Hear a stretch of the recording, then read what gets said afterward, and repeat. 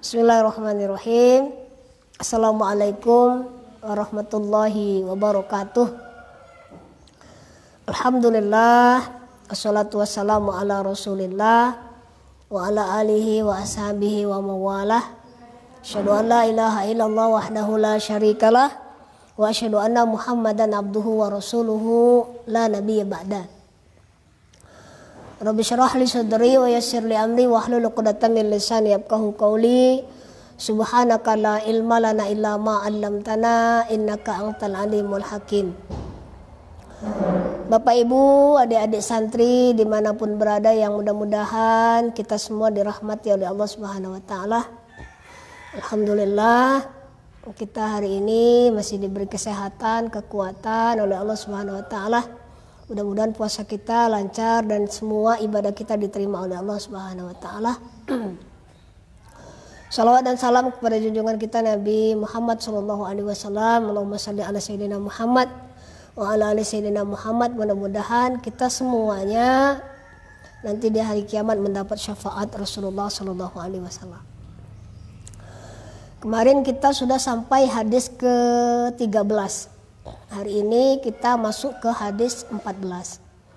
Tapi sebelumnya mari kita sama-sama mengirimkan doa untuk guru-guru kita, ulama-ulama kita yang telah memberikan ilmu kepada kita, yang mereka sudah mendahului kita. Mudah-mudahan mereka semuanya ditempatkan di tempat yang terbaik oleh Allah Subhanahu wa taala. Ila hadratin Nabi Mustafa sallallahu alaihi wasallam wa alihi wa azwajihi wa dzurriyyatihi anu khususan.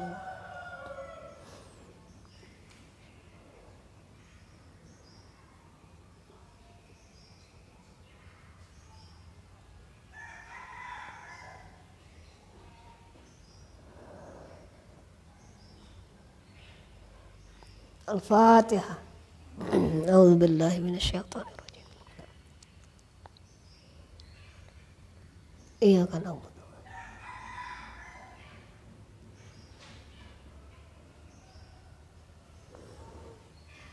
Bismillahirrahmanirrahim.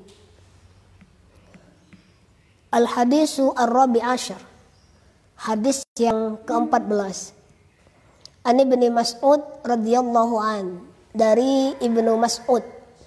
Ibnu Mas'ud ini kunyanya Abi Abdullah atau Abdullah, mohon maaf, namanya juga diberi gelar namanya Abdullah atau Ibnu Mas'ud radhiyallahu anhu. Jadi di zaman Rasul itu ada 4 orang Abdullah selain Ibnu Mas'ud. Jadi kalau nanti di hadis itu ada An Abdullah misalnya, sebelum nama Rasul itu ada namanya An Abdullah, maka yang dimaksud itu ada yang namanya juga Abdullah. Abdullah bin Umar, anaknya Umar bin Khattab. Abdullah bin Amr bin As, anaknya Amr bin As. Ada Abdullah bin Zubair. Satu lagi ada Abdullah. Satu lagi ada Abdullah juga. Nah, Ibnu Mas'ud ini dia hanya diberi gelar kalau di dalam hadis itu hanya ada An Abdullah, tidak ada ibnunya atau tidak ada kelanjutannya, maka yang dimaksud di hadis itu adalah Abdullah. Kenapa Ibnu Mas'ud ini dikatakan Abdullah saja, tidak digandeng dengan nama setelah? Ini termasuk perawi atau sahabat paling senior di antara Abdullah yang lain. Kalau Abdullah bin Umar, Abdullah bin Zubair ini hampir umurnya 20 tahun, ada yang 15, dengannya di bawah Abdullah bin Ibnu Mas'ud. Abdullah ibnu Mas'ud radhiyallahu anhu qala, beliau berkata, qala Rasulullah sallallahu alaihi wasallam.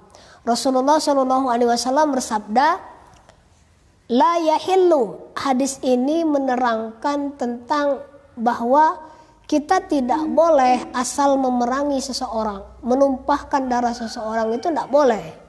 Bahkan meskipun dia non muslim sekalipun, kita tidak lantas boleh memerangi mereka. Bahkan ketika dia sudah menjadi seorang muslim juga nggak harus memerangi. Lebih halusnya itu adalah mendakwahkan. Nah, siapa yang tidak boleh ditumpahkan darahnya? Kalau tidak halal ini artinya haram. Kalau tidak haram berarti halal. La yahillu damu mri'in. Tidak halal darahnya seorang muslim. Damu mri'in muslimin. Siapa muslim yang bagaimana yang tidak boleh ditumpahkan darahnya atau darahnya yang tidak halal untuk kita tumpahkan? Allah ilaha illallah, bersyahadat bahwa tidak ada Tuhan selain Allah, wa anni, dan beliau dan mereka atau seorang muslim ini bersyahadat bahwa aku, kata Rasulullahi illa bi ihdatsin thalathin, dan dia juga bersyahadat bahwa tidak ada dan aku atau Rasul itu adalah Rasulullah sallallahu Muhammad itu adalah sallallahu alaihi wasallam. Illa, kecuali bi ihda salasin, dengan 3 perkara. Jadi yang boleh ditumpahkan darahnya, yang boleh kita perangi itu adalah orang muslim yang dalam pengecualian ini. Siapa itu? Yang pertama, as-sayyibu az-zani. Dia orang yang tua tapi berzina. Beda ya. Kalau orang misalnya pemuda dengan pemudi sama-sama belum menikah, ini kalau mereka melakukan zina maka dia dirajam kalau dalam agama Islam, atau mungkin diletakkan pengecualiannya misalnya dinikahkan kalau menurut Imam Syafi'i itu. Ya hukumannya mungkin lebih ringan karena mereka sama-sama belum menikah. Beda dengan pezina yang misalnya sama-sama punya istri. Yang satunya suami yang memiliki istri, satunya istri yang memiliki suami. Maka hubungan zina, maka dosanya lebih berat di sisi Allah Subhanahu wa taala. As-sayyibu az-zani, orang tua atau duda atau juga janda yang mereka sudah pernah menikah, bahkan ini nah bukan hanya orang yang sudah maksudnya itu orang istri atau orang yang masih bersuami, bahkan ketika dia udah sama-sama pisah, misalnya suami ini laki-laki ini sudah tidak punya istri lagi, yang istri ini sudah tidak punya suami lagi, dan status mereka janda sama duda, mereka melakukan zina, maka ini menurut hadis ini darahnya halal untuk ditumpahkan. Artinya mereka melakukan dosa yang besar di sisi Allah Subhanahu wa taala. Yang kedua siapa? Wan nafsu bin nafsi, orang yang membunuh orang lain dengan sengaja. Kita itu tidak boleh menyakiti seseorang yang tidak menyakiti kita. Tidak boleh memerangi orang yang tidak memerangi kita. Tidak boleh mengusir orang yang tidak mengusir kita. Bahkan tidak boleh mengusik orang yang tidak mengusik kita. Saya pikir kebanyakan kita itu kan rese. Apa sih bahasa Indonesianya rese itu? Ya zolim. Zolim artinya apa? Kita kadang-kala ketika ada seseorang baru, kita berusaha gimana caranya itu kita menampilkan diri. Aku punya power, saya punya kekuasaan nih. Kamu kalau mau datang ke sini izin dulu sama saya. Tidak begitu caranya. Artinya kita berusaha tenggang rasa lah menerima orang lain dengan segala kebaikan dan kekurangannya. Karena tidak diperbolehkan di dalam Islam untuk mengusir seseorang, bahkan apalagi misalnya dia itu adalah penduduk asli situ kemudian kita usir. Nah, tidak juga boleh membunuh orang yang dia bukan pembunuh. Bahkan kalaupun memang dia pembunuh juga kita enggak serta-merta berkewajiban untuk membunuh dia juga enggak. Kita punya hukum Dalam Islam itu artinya Islam itu tidak pernah membawa agama itu dengan mendahulukan perang. Islam bagaimana caranya mengajak orang itu dengan damai dulu. Tidak serta-merta itu tidak Islam maka perangi, tidak begitu. Islam orang didekati dengan sangat sopan. Pendekatannya itu bagaimana caranya orang yang menyerahkan diri untuk memeluk agama Islam. Makanya disebut aslamtu. Saya menyerahkan diri untuk memeluk agama Islam. Dan kita ini kan aslamtu, menyerahkan diri kita kepada Allah itu memeluk agama Islam. Yang ketiga, siapa orang yang boleh kita perangi? Wattariku lidinihi, orang yang meninggalkan agamanya. Al-mufariqu lil jamaah, orang yang berpisah dari jamaahnya. Artinya melarikan diri dari agamanya. Dia kalau bahasa kita murtad. Orang yang keluar dari agama Islam, meninggalkan agamanya. Kalau di zaman Rasul mungkin karena sesuatu hal yang misalnya mereka itu dipaksa untuk keluar dari agama Islam, atau mungkin mereka tidak dipaksa. Waktu Rasul sebelum hijrah itu kan ada namanya Rasul itu dikucilkan oleh masyarakat Mekah. Muslim itu, yang orang-orang Muslim itu dikucilkan oleh penduduk Mekah, tidak boleh berjual beli sama mereka, tidak boleh. Maka sampai-sampai waktu itu miskinlah orang-orang Islam ini, tidak bisa ngapa-ngapain. Maka di sini ada orang yang mungkin ayo kembali lagi ke agamamu semula. Kemudian dia kembali ke agamanya semula. Ini namanya wattariqul lidinihi, orang yang meninggalkan agamanya. Bapak-bapak, ibu-ibu, adik-adik yang dirahmati oleh Allah Subhanahu wa taala. Kita itu agama ini berupaya untuk mendahulukan kedamaian, mendahulukan cinta kasih, mendahulukan kasih sayang kepada orang lain. Tapi kan kadang-kala orang kan beda. Mungkin orang bisa memaafkan kita dengan kelakuan kita yang jahat, tapi tidak semua orang bisa melupakan apa yang kita lakukan terhadap orang lain. Misalnya ada orang berbuat jahat sama saya. Dia minta maaf, ya saya maafkan, tapi lupa, belum tentu. Nah itulah namanya, saya kisahkan dikit, ada cerita, ada seorang pemuda yang dia datang kepada orang bijak. Oke lah, kita tariklah. Ada orang yang selama ini melakukan perbuatan tidak pernah baik, buruk terus perbuatannya. Maka dia datang kepada misalnya, kalau di cerita itu dikisahkan kepada orang bijak.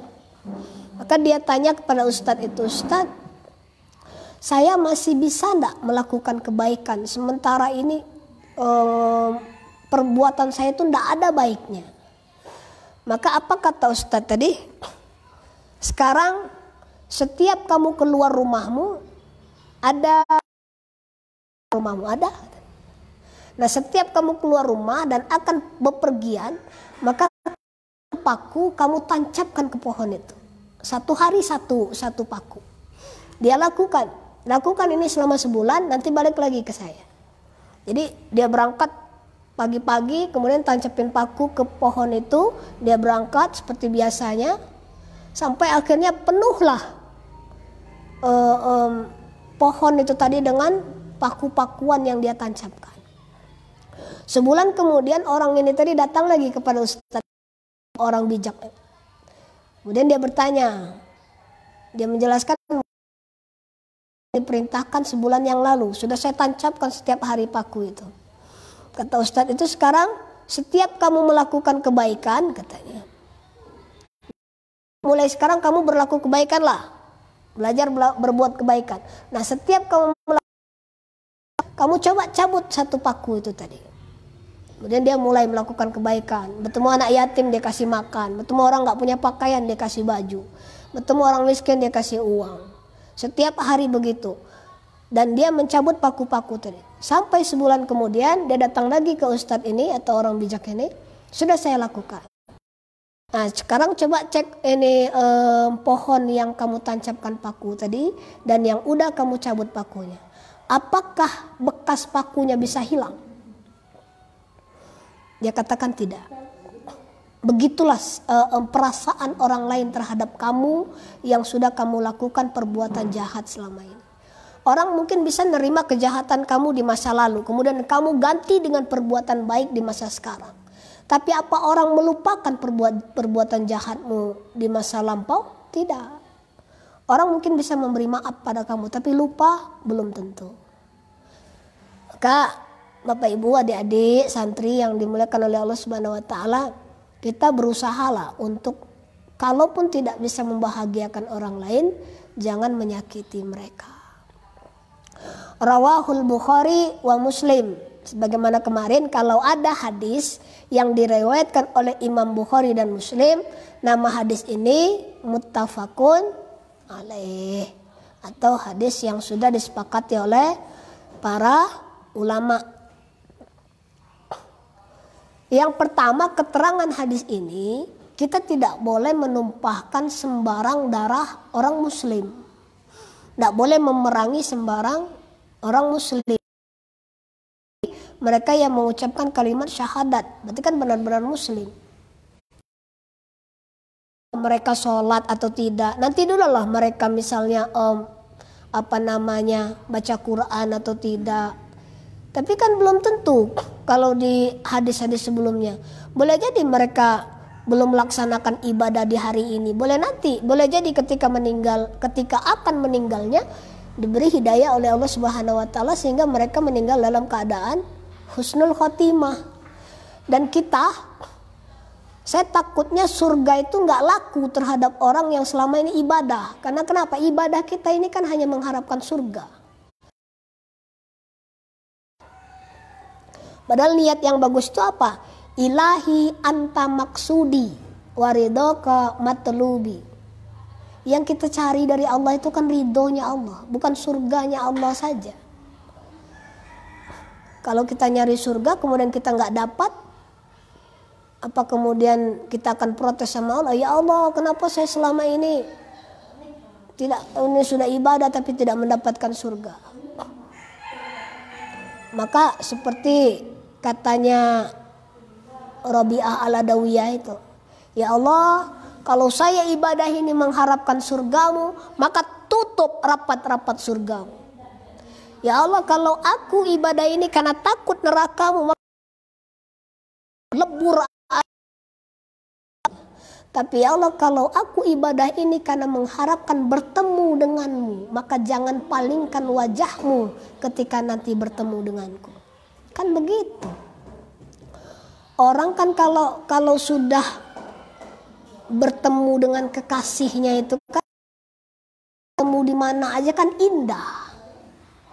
Nah, begitu. Jadi tidak perlu kemudian kita ibadah itu seakan-akan hanya mengharapkan bukan berarti kita nggak boleh. Artinya yang kita cari itu adalah ridho Allah Subhanahu wa taala. Islam itu sangat menjaga kehormatan, menjaga nafas, menjaga jiwa, menjaga nyawa seseorang, menjaga agama seseorang, dan nggak buru-buru memponis bahwa ini dihukum mati, enggak. Kecuali sudah betul-betul melakukan tindak kejahatan yang berat, seperti yang kita bacakan hadisnya tadi. Terus Allah itu mengajarkan lewat Islam itu pendidikan bagi masyarakat atau pendidikan bagi kita semua, bahwa kita ini semuanya diawasi oleh Allah Subhanahu wa taala. Ya boleh jadi misalnya kita misalnya berduaan sama seorang perempuan, nggak ada yang tahu, semua orang nggak ada yang tahu, masyarakat nggak ada yang tahu, guru kita nggak tahu, ustadz kita nggak tahu, semua orang nggak tahu, tapi Allah kan tahu.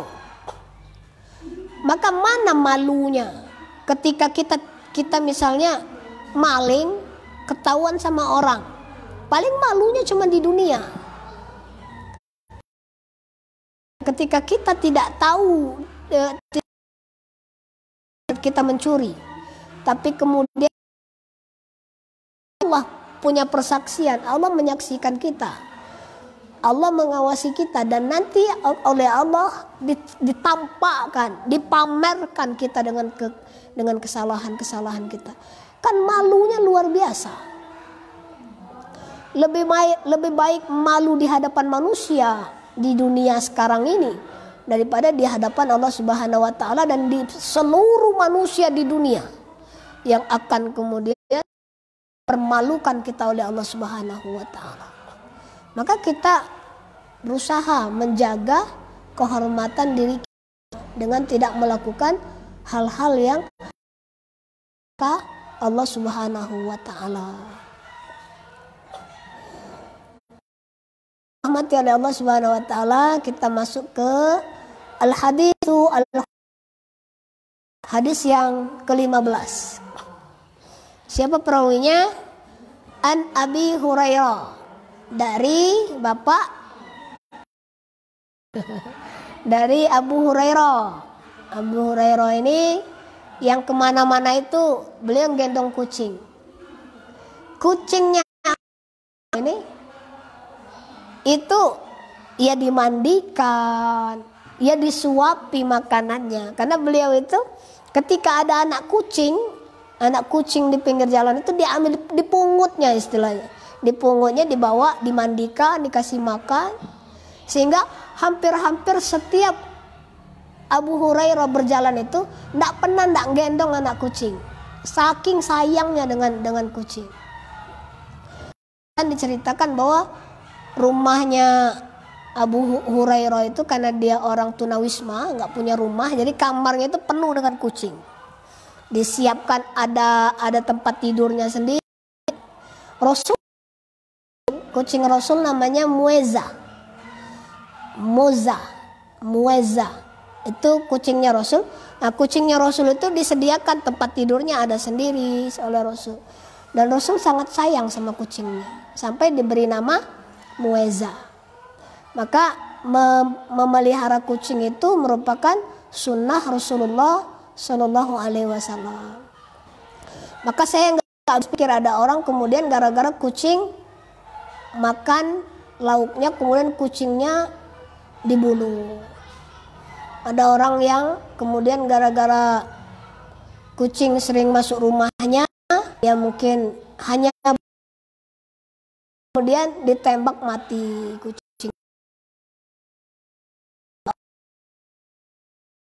Sebanding dengan apa yang kucing lakukan dan apa yang kita lakukan terhadap kucing tersebut. Bahkan sekarang ada orang yang makan kucing, kan itu gimana? Rasul saja memerintahkan untuk menyayanginya. Menyayanginya itu bukan untuk dimakan. Bapak Ibu yang dirahmati oleh Allah Subhanahu wa taala, hadis ini diriwayatkan oleh Abu Hurairah. Bersumber dari Abu Hurairah. An Abi Hurairah radhiyallahu anhu, anna Rasulullah sallallahu alaihi wasallam. Bahwa Rasulullah sallallahu alaihi wasallam bersabda, "Man, siapa kana yu'minu, siapa yang beriman billahi kepada Allah, barang siapa yang beriman kepada Allah maksudnya, wal yaumil akhir dan hari kiamat, falyakul khairan, maka hendaklah." Tolong hadis ini diperhatikan betul. Pun sedikit tapi menjelaskan 3. Jadi meskipun hadis ini 1 tapi sebenarnya menjelaskan 3 cabang, 3 perkara. Perkara pertama, apa yang diperintahkan oleh Rasulullah Shallallahu Alaihi Wasallam, man kana yu'minu billahi wal yaumil akhir, barang siapa yang beriman kepada Allah dan hari kiamat, falyakul khairan, maka hendaklah dia berkata baik, awil yasmut, atau hendaklah dia diam. Rasul itu tidak banyak ngomong itu seperlunya, kalau perlu bicara. Jangan sampai mulut kita ini lebih banyak ngomong sesuatu yang tidak bermanfaat daripada yang bermanfaat. Maka kalau kita tidak menguasai bukan bidang kita misalnya, ya udah diam. Kalau bahasa orang mana itu jangan cak maca, jangan cak pade. Apa kalau bahasa Indonesianya itu? Ya jangan sok tahu lah, jangan jangan sotoy kata bahasa santri itu. Kemeruh kata orang Madura itu. Kemeruh. Ya sok tahu itu kemeruh itu. Ya cak pade, cak maca tadi. Dia nggak ngerti masalah kedokteran, tapi ngomongin tentang kedokteran itu kan namanya kemeruh, sotoy itu. Kita itu berbicara sesuai dengan apa yang kapasitas kita. Saya misalnya nggak ngerti pertaniannya, udah ngapain ngomongin tentang pertaniannya, nggak ngerti kok. Ya paling cuman ngertinya harga beras tahu saya. Tapi kalau gimana caranya bercocok tanam ini, mana saya tahu. Masuk sawah aja nggak pernah. Ya artinya begitulah.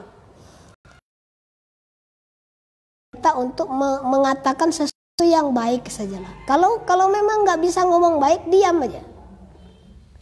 Maka diamnya orang itu sunnah terhadap sesuatu yang. Nah, di zaman sekarang ini kan banyak yang saya singgung di pengajian-pengajian sebelumnya. Bukan masalah dia, tapi mencampuri urusan orang lain. Ini yang nggak baik. Artinya kan dia orang yang punya masalah nih, tapi dia ikut-ikutan ngapo yuk.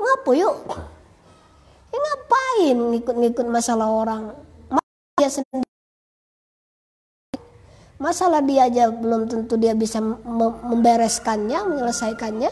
Kenapa harus ikut-ikut menyelesaikan masalah orang lain?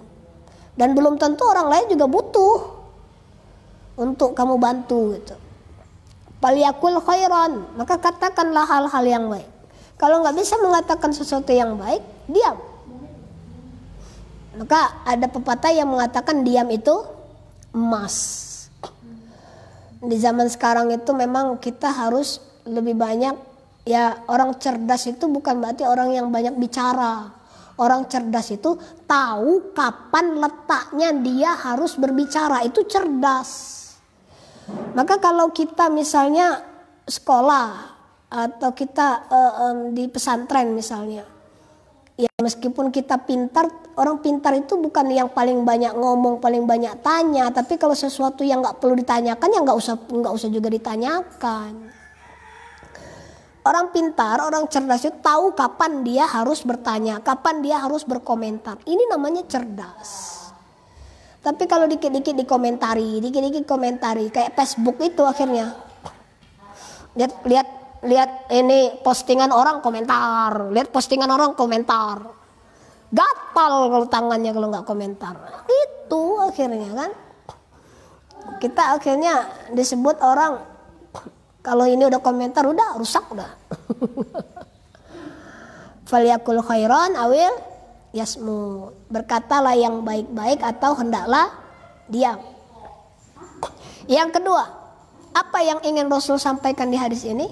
Wa man kana yu'minu billah, barang siapa yang beriman kepada Allah, wal yaumil akhir, dan hari kiamat, falyukrimu jarahu, maka muliakanlah tetangganya. Tetangga ini ada dalam Al-Quran, nanti cari. Saya biasanya ngasih tugas ke santri itu, cari ayat tentang yang bercerita tentang tetangga, cari ayat tentang zakat, cari ayat tentang sedekah, cari ayat tentang waris. Di sini saya minta tolong santri itu, tugas itu gimana caranya mereka bukan hanya sekedar tulis ayat ini. Ayo adik-adik nomor 1, ayat surat ini, ayat ini. Kapan mereka kemudian? Tapi saya berusaha untuk biar mereka punya kecerdasan juga di dalam tentang tamu ya. Dia di internet mungkin, atau bertanya dengan ustazahnya, Ustadz ada nggak ayat Al-Quran yang bercerita tentang tamu? Oh ada. Nah ini Al-Quran bercerita tentang tamu. Nah, apa yang Rasul sampaikan? Kalau kita beriman, barang siapa yang beriman kepada Allah dan beriman kepada hari kiamat, hendaklah dia memuliakan tetangganya. Mohon maaf, ini baru tetangga, nanti yang ketiga baru tamu. Memuliakan tetangga. Sampai-sampai sabda Rasul di tempat lain, di hadis yang lain, kalau kamu masak daging, kalau kamu masak sesuatu yang enak, maka kuahnya. Kalau kamu masak daging, banyakkan kuahnya, biar apa? Biar bisa berbagi dengan tetanggamu. Kita dapat kiriman dari orang tua, dapat kiriman ini makan dari ibu, dapat kiriman gulai dari bapak, ibu, langsung dimasukin lemari. Takut kalau ada yang minta. Sampai-sampai kekadangan bangai dalam lemari, busuk dalam lemari, ulatan di dalam lemari. Ini kan perilaku tidak baik. Muliakan tetangga. Tetangga itu siapa? Tetangga itu adalah saudaramu terdekat, tapi mereka bukan terlahir dari rahim yang sama. Kalau sudah tetangga itu kan berarti saudara. Karena kenapa? Kalau kita sakit, apakah saudara kita yang di Jakarta akan ngobatin kita? Belum. Apakah saudara kita yang di dusun yang akan jenguk kita? Belum. Siapa yang dahulu akan mengurus kita? Ya tetangga. Maka baik-baik sama tetangga. Karena kenapa? Mereka adalah saudara kita juga. Bapak Ibu adik-adik yang dirahmati oleh Allah Subhanahu wa taala. Maka berusaha. Ini musim bulan Ramadan nih. Musim berbagi harusnya kan. Kita punya takjil. Ibu kita masak nasi goreng. Ibu kita masak pisang goreng. Masak kolang kaling. Atau apalah. Es titai. Apa itu? Ya titai namanya. Taiti. Apa itu namanya? Kalau Ramadan tahun belakang, hampir semua tempat itu es oyen. Sampai ke dusun-dusun ada es oyen. Sekarang hampir seluruh tempat yang kita beli takjil ada taiti. Nggak tahu tahun depan apa lagi ya. Tahun kemarin itu tidak ada orang yang nggak kenal es oyen. Karena kenapa? Hampir seluruh jalanan itu jualan es oyen semua. Sekarang itu tidak ada juga yang nggak jualan taiti semua. Tapi ya itulah namanya kita berusaha ya. Maka gimana cara kita memuliakan tetangga kita? Kalau kita masak ya beri. Seperti kata Rasul tadi, kalau kamu masak daging maka banyakin kuahnya agar bisa berbagi dengan tetangga. Jangan sampai kemudian haram. Ya ini jangan juga diambil sebagai apa namanya sesuatu yang betul-betul sebagai, artinya kalau kita itu masak kemudian tercium, ini ada hadisnya itu, haram kita masak itu dan tercium masakan kita kepada tetangga dan kita tidak membaginya. Karena kenapa? Kalau tercium dengan tetangga, dia punya hak atas apa? Untuk kita berbagi. Nah ini payah kita kalau begini. Zaman sekarang ini kan tidak bisa kita kalau apa namanya masak nggak tercium sama tetangga. Masak ikan pasti tercium lah, jangan kampung ini tercium semua. Masa kita berbagi ikan semua Ustadz? Ya artinya maksudnya kalaupun tidak semuanya tetangga yang terdekat sajalah kita beri. Mangkana yu'minu billahi wal yaumil akhir, barang siapa yang beriman kepada Allah dan hari akhir, falyukrimu jarahu, hendaklah dia memuliakan tetangganya. Apalagi tetangganya sudah tua, sudah sepuh, apa-apa, anaknya jauh di Jawa, di Jakarta, di Kalimantan, di Riau, di mana-mana anaknya nggak bisa pulang, maka tugas kita nggak perlu sampai mereka minta kepada kita, nenek ini gulai dari ibu, atau nggak apa-apa kita yang datang sore-sore ke rumah nenek tersebut, nek udah masak nek, belum, katanya sini aku bantu masak nek. Ya itulah cara kita memuliakan tetangga kita. Bapak Ibu adik-adik santri yang dimuliakan oleh Allah Subhanahu wa taala. Yang ketiga, hadis ini bercerita apa? Wa man kana yu'minu billahi wal yaumil akhir. Barang siapa yang kepada Allah dan hari kiamat, falyukrimu daifahu. Maka hendaklah dia memuliakan tamunya. Sudah memuliakan tetangga, apa kewajiban kita berikutnya yang diperintahkan oleh baginda Rasulullah SAW? Hendaklah kita memuliakan tamu. Siapa tamu itu? Siapa yang ke rumah kita, itu tamu kita. Maka bagaimana memuliakannya? Ketika orang datang ke rumah kita itu, bagaimana caranya disambut dengan wajah yang manis. Ketika dia ngomong itu kita tatap matanya. Menatap mata si pembicara itu kan bagus. Jangan sampai ada orang yang berbicara dengan kita toleh sini, toleh situ, kadang membelakanginya. Di kitab di santri Akhlak Lil Banin itu salah satunya tidak boleh berbicara kepada orang tua itu dengan membelakangi mereka. Kalau berbicara itu harus berhadapan dengan mereka. Kalau perlu mata kita itu fokus, tidak kemudian mata kita di HP. Ngomong sama orang tua matanya di HP, tidak sopan. Ngomong sama orang tua mata kita di laptop, nggak baik. Ngomong sama orang tua tapi kitanya di kamar. Kitanya jalan ke situ, jalan ke sini, lihat ke sana, lihat ke sini, tidak boleh. Memuliakan tamu juga begitu. Ketika dia sudah datang, kita persilakan untuk duduk. Sudah duduk, kemudian kita tawari mau minum apa. Kalau ada makanan jangan kemudian ditahan, tapi berikan makanan tersebut. Kalau perlu, kalau memang banyak, kita sisihkan untuk dia bawa mah.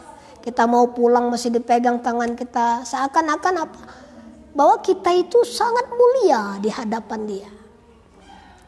Ada sunnah Rasul yang memang sampai saat ini jarang kita lakukan. Yaitu apa? Baginda Rasulullah SAW. Kalau ada orang pamit dari rumahnya, maka diantarkan sampai mana? Sampai tidak terlihat lagi bayangannya, sampai tidak terlihat lagi tubuhnya. Baru Rasul masuk ke dalam rumahnya. Beda sama kita. Ketika ada tamu pulang, ya udah pulang, kita tetap tidak beranjak, duduk inilah. Kadang jangankan sampai ke depan pintu gerbang, depan pintu langsung tutup pintu lagi sebelum tamunya ini pulang. Ini kan artinya kita sama sekali tidak memuliakan orang tersebut. Apalagi pintunya kita banting, duar gitu. Dan berarti kan kita nggak senang ditamuin orang. Di zaman Rasul dulu ada seorang perempuan. Ini istrinya sahabat Rasulullah SAW. Istri sahabat Rasul ini punya sifat pelit, tidak memuliakan tamu. Maka ketika dia curhat kepada Rasulullah SAW, dia sampaikan bahwa istrinya ini pelit. Maka Rasul sampaikan kepada istrimu bahwa aku akan berkunjung ke rumahmu. Wow, tahu kalau yang berkunjung ini Rasulullah, yang akan berkunjung ini baginda Nabi Muhammad SAW. Dia masak yang banyak, masak yang lezat, masak yang enak-enak, buat minuman yang segar-segar. Rasul sampai, kemudian sudah sampai di rumahnya, dijamu, istrinya senang luar biasa. Kemudian sudah makan-makan, Rasul berdoa, pamitan.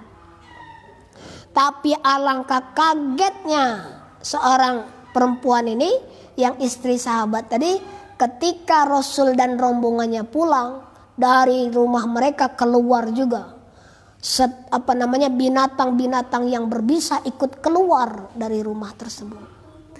Ular, kalajengking, lipan, semuanya keluar dari rumah tersebut. Artinya apa? Hadis ini ingin memberitahukan kepada kita bahwa dengan memuliakan tamu itu, meskipun kita menyuguhkan minuman atau makanan seadanya, apa yang kita suguhkan itu adalah menjadi keluarnya penyakit di dalam rumah kita, keluarnya penyakit dari tubuh kita itu. Orang pelit itu sakit. Sakit apanya? Sakit hatinya. Kenapa? Hatinya itu tertutup daripada kebaikan. Maka kalau orang itu dermawan, hatinya terbuka. Nah, bedanya ini ibaratnya, ibrahnya. Orang pelit dengan orang dermawan itu beda. Orang dermawan itu tangannya terbuka. Tangan terbuka ketika mendapat sesuatu dia dapat, dan mengeluarkannya gampang. Karena kenapa? Tetap terbuka. Menerima sebanyak-banyaknya bisa, mengeluarkan sebanyak-banyaknya bisa. Inilah orang yang dermawan. Tapi orang pelit itu sebagaimana tangan yang tertutup. Tangan tertutup ini bisa nerima enggak? Nggak bisa. Bagaimana mau nerima kalau tertutup? Bisa keluar nggak dari dia? Nggak bisa. Nah, inilah orang yang tangannya tertutup. Orang-orang yang pelit. Artinya orang pelit itu rezekinya cuma di dalam inilah. Masuk nggak bisa rezeki, keluar nggak bisa. Itulah ibrahnya orang yang pelit, orang yang tidak dermawan. Masuk keluarnya sesuatu itu mengalir. Laksana keran yang tidak seperti tangan yang tertutup. Rezeki masuk susah, rezeki keluar susah. Makanya rezekinya orang pelit itu segitu-segitu aja. Nah, kita jangan sampai menjadi orang yang pelit. Nah, rawahu Bukhari wa Muslim. Hadis ini juga diriwayatkan oleh Imam Bukhari dan Muslim. Jadi begini. Iman itu, ya betul, kamu sholat itu beriman. Betul. Kamu puasa itu juga tanda beriman. Betul. Tapi ibadah ini baru 50% daripada agama. 50%-nya lagi di mana? Di masyarakat inilah 50% lagi. Maka tidak boleh kita itu, ya betul, Allahu Akbar. Takbirat sholat itu kan dimulakan dengan takbiratul ikram. Takbiratul ikram. Kemudian khusyuk, ya boleh. Tapi kan nggak boleh terus-terusan Allahu Akbar, Allahu Akbar, Allahu Akbar. Kan kita harus salam. Assalamualaikum warahmatullahi. Harus nengok ke kanan. Ini ada tetangga di kanan. Butuhnya apa?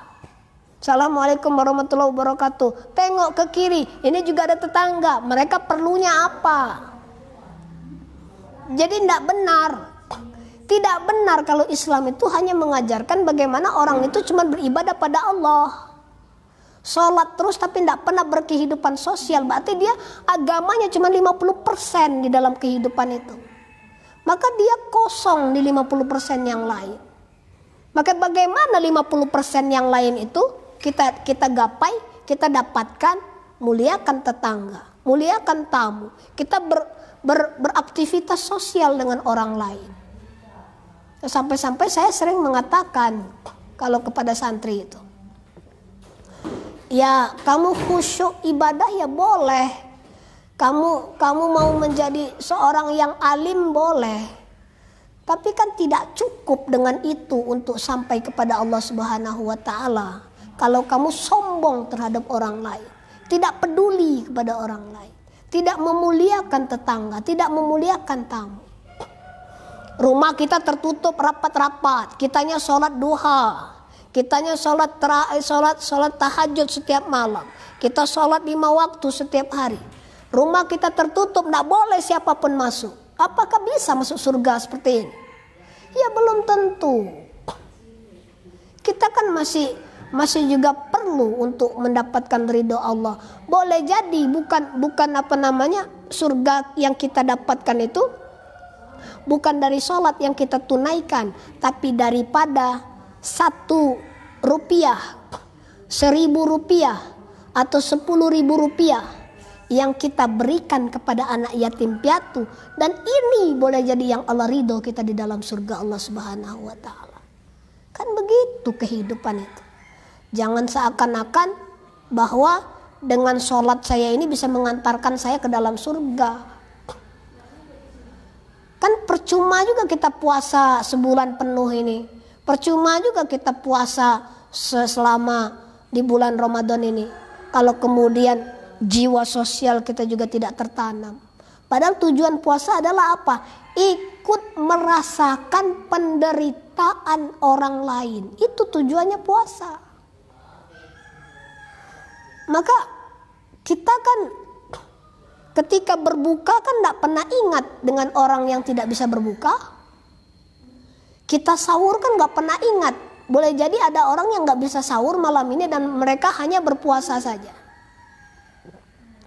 Kita nggak tahu tuh anak yatim piatu yang di yayasan yatim piatu itu. Boleh jadi mereka hari ini berbagi kue, potong kue, potongan ada kue, ada gorengan itu dipotong jadi 2 untuk bisa berbuka hari ini.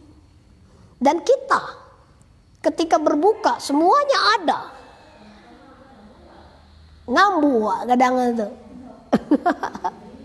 Apa bahasa Indonesia ngambu itu? Pamer. Nganti ya. HP kita kita foto. Takjil hari ini. Oke, maksud saya begini. Kalau kita pamer makanan di media sosial gitu ya. Kalau ditonton, oke lah kalau yang nonton ini adalah orang setara dengan kita. Biasa aja. Tapi kalau yang nonton ini orang yang nggak punya apa-apa, kan jadi dia, ya Allah kapan lah aku punya begitu, kan gitu. Hati-hati loh ya. Ketika kita menyebarkan sesuatu dan ada orang lain yang kemudian tersakiti gara-gara apa yang kita sebarkan itu. Tersakiti itu maksudnya dia kepengen tapi nggak bisa, itu jadi dosa bagi kita. Nggak boleh. Maka boleh misalnya kayak gini. Kalau yang posting tuh minta maaf ya. Kalau yang posting anak pesantren, oke lah kan mereka jarang dapat hal itu. Kalau yang posting itu anak yatim, mereka kan begitu bergembiranya. Tapi kalau ini yang posting orang kaya, mereka semuanya ada. Buat apa coba kalau bukan pamer? Tapi kalau santri posting, berarti kan dia ada rasa syukurnya. Maka dia posting, oh ini kami nggak pernah dapat ini, maka kami posting.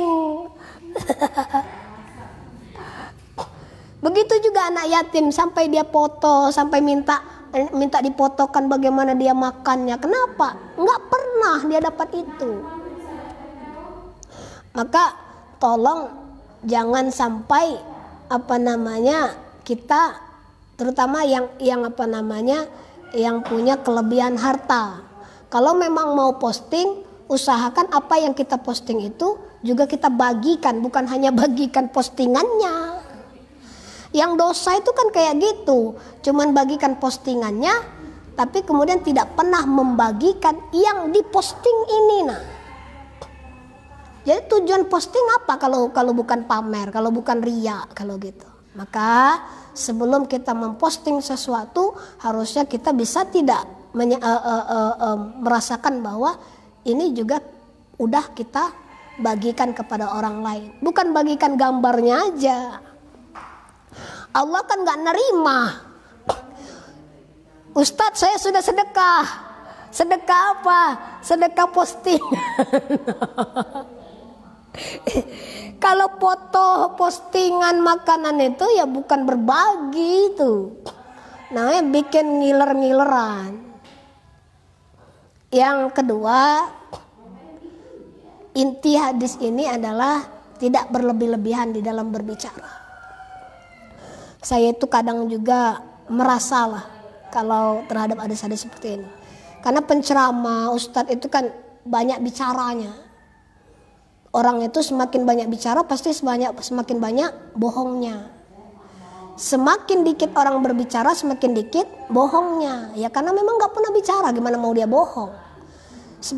Tapi lihat aja, semakin orang banyak bicara pasti makin banyak bumbunya.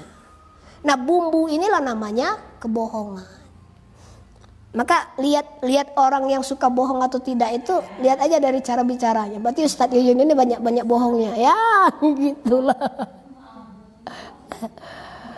Ya maksud saya biar kita sama-sama muhasabah lah, mengingatkan diri kita masing-masing bahwa tidak semua hal harus kita sampaikan. Yang ketiga, kita diajak untuk memuliakan tetangga. Karena tetangga tadi seperti yang saya sampaikan itu adalah saudara terdekat tapi jauh. Gimana itu ya? Saudara yang tidak dilahirkan dari rahim yang sama, tapi mereka yang lebih peduli terhadap kita. Kita nggak mungkin selamanya, maksud saya saudara kita tidak akan selamanya selalu siap menolong kita. Iya kalau saudara kita itu satu rumah dengan kita. Tapi kan pada akhirnya kita akan berpisah dengan saudara-saudara kita. Saudara kita punya kehidupannya sendiri, kita punya kehidupan sendiri. Dan ketika kita terpisah ini, mungkin ada yang di mungkin ada yang di Kalimantan, ada yang di Pulau Jawa, ada yang Pulau Sumatera, ada di Pulau Bali, ada yang mungkin di Jawa Tengah, Jawa Timur, Jawa Barat. Kita kan nggak tahu. Akhirnya nanti bagaimana? Nah, ketika terpisah seperti ini, bisa nggak kalau kita sakit misalnya, atau kita memang membutuhkan bantuan, jangankan sakit, mau jamu aja lah, mau buat jamuan. Apa saudara kita yang di Jawa yang akan membantu terlebih dahulu? Kan enggak. Apa kemudian saudara kita yang di Bengkulu deh, ini yang paling dekat lah, yang akan duluan ngikut negakkan tenda? Kan bukan. Masyarakat sekitar sinilah yang duluan nolong kita. Kan taunya saudara kita udah siap semua nih, tinggal makan kadang-kala tuh. Yang masak siapa? Tetangga.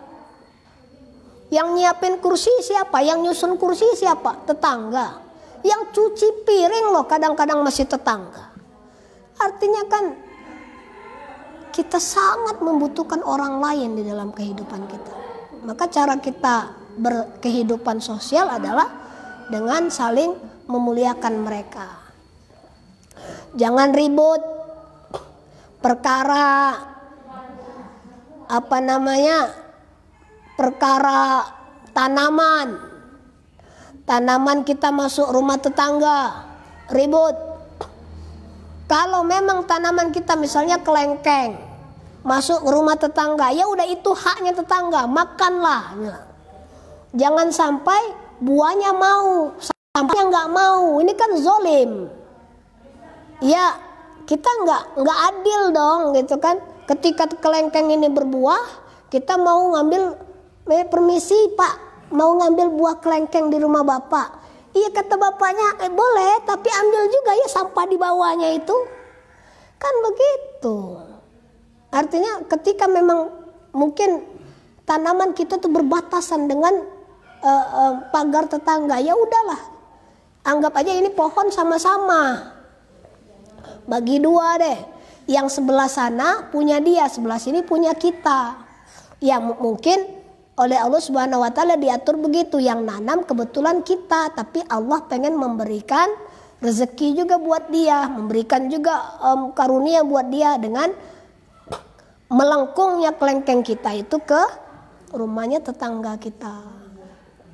Gitu. Jangan ribut. Perkara makanan ribut.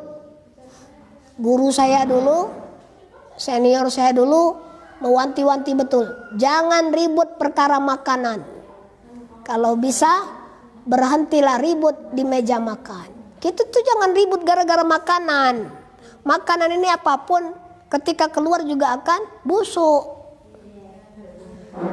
Tapi kan kita dihimbau untuk ketika ribut, ketika ada permasalahan, berhentilah di meja makan. Ada orang yang gak suka diajak makan? Tidak ada. Maka ketika kita ribut, bertengkar dengan sahabat, bertengkar dengan orang lain, udahlah, bagaimana menyelesaikannya? Ajak makan. Itulah kami kalau di pesantren dulu sering ngopi bareng. Ngopi depan pesantren tuh banyak warung kopi. Ada Pego, ada Mbak Mut, ada Pakih, di belakang tuh Ibu Jus, di sebelah ini ada Mbah. Ini tempat ngopi-ngopi semua di pesantren Tebuireng itu. Jadi bisa ngomong lepas itu ketika apa? Ketika ngopi itu. Ajaklah sekali-kali tetangga itu ngopi. Kalau sama-sama buat kopi, datangin, bawa kopi kita ke rumah tetangga. Sama-sama ngopi nih. Musim Covid ini misalnya, ya udahlah, ngopinya sama-sama depan pagar. Jaga jarak, social distance, pakai masker. Tapi kan bukan berarti gara-gara pakai masker social distance kemudian kita tidak saling menyapa dengan tetangga, ya salah juga. Antari tetangga itu kurma, kalau beli kurma agak banyak. Begitu. Ada tamu datang juga begitu, muliakan mereka. Karena suatu saat kita pun akan bertamu kepada orang lain. Tidak mungkin orang terus datang ke rumah kita, pasti ada waktunya kita akan datang ke rumah orang. Maka bagaimana kalau kita menyambut orang dengan baik, maka orang akan menyambut kita dengan baik juga. Apa yang hadis kemarin kita baca?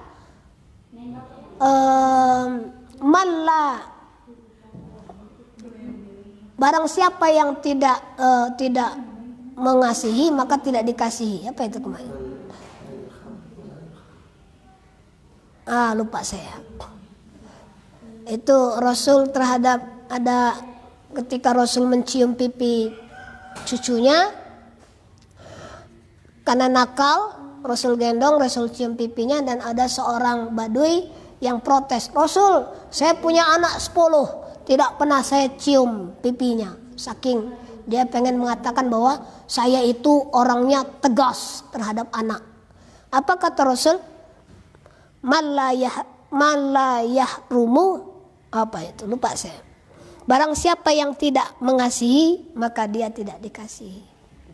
Maka kita itu sama, maksudnya itu kalau kita tidak bisa memuliakan tamu, maka jangan harap kita ingin dimuliakan orang ketika kita menjadi tamu.